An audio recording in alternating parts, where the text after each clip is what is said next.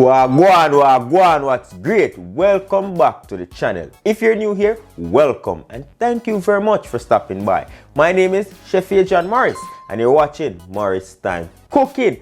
As seen in the title, today I'll be showing you how to make your regular French fries, potato fries, whatever you call it. You know what I say in your country. So if that sounds interesting, stick around. After the intro, we get right into it. We know about sardine, mackerel, chicken neck, chicken back. Nothing I waste, nothing I dash way.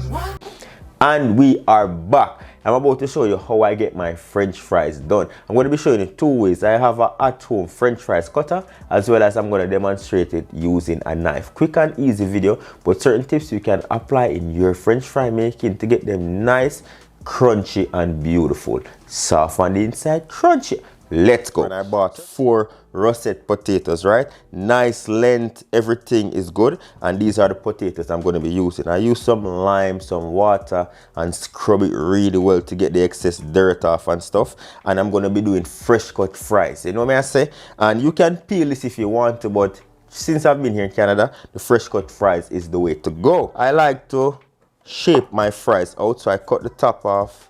Just cut the ends off the fries. These, you can keep these back for your stew.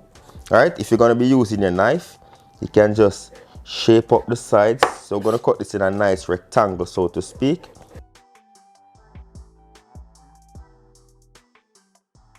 These ends, I'm going to be using these ends, right? Next up, you want to cut this into about 1/4 inch thick slices like so.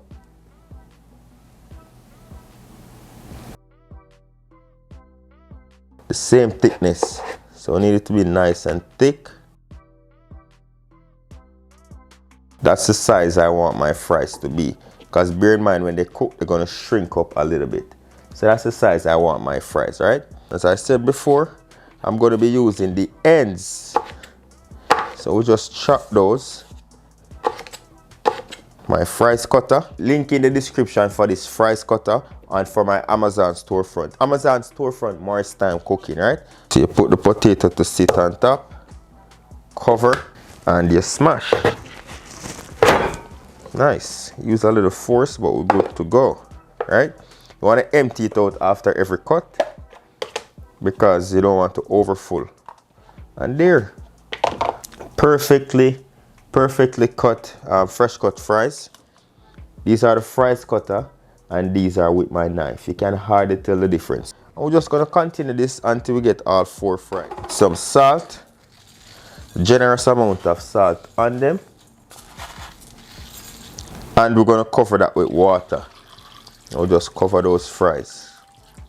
What you want to do now, leave this in the salt water for about 10 to 15 minutes to soak. What this will do is to extract a bit of that starch so that the potatoes don't become, because the starch transfers into sugar, and when sugar is heated it burns, and then that's how your potatoes will get dark, and then they're not as soft and nice on the inside. They're dark on the outside and hard inside. Hey Siri, set an alarm for 20 minutes. Your alarm is set for 5:31 p.m. Nice, thank you my girl.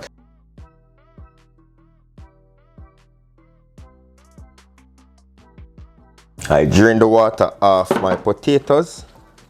I'm not gonna fry all of these.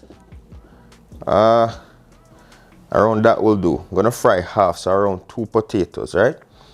And I'm gonna pot dry these and into a dry bowl.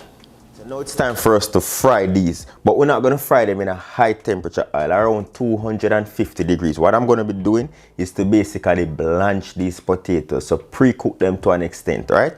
So we're gonna fry these twice. So we'll add those to the oil. Give that a nice little stir, gentle with them. You don't want to break them.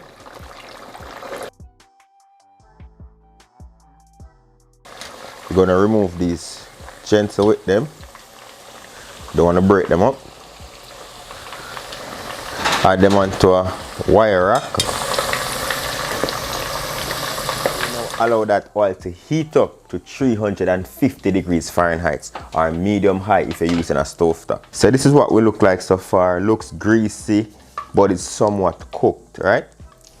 Just allow them to cool down. Then we're going to give that second fry.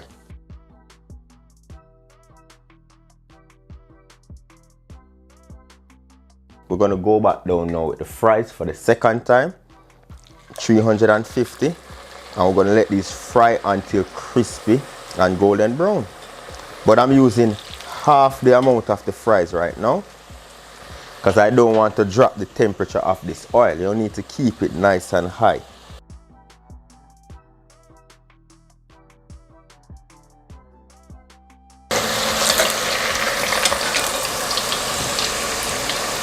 Nice and golden. So we just remove those, add them onto our wire rack, and just drain these off.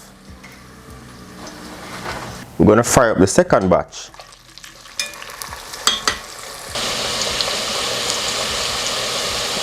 Nice fries. Immediately you can hit that with some salt, and there we go.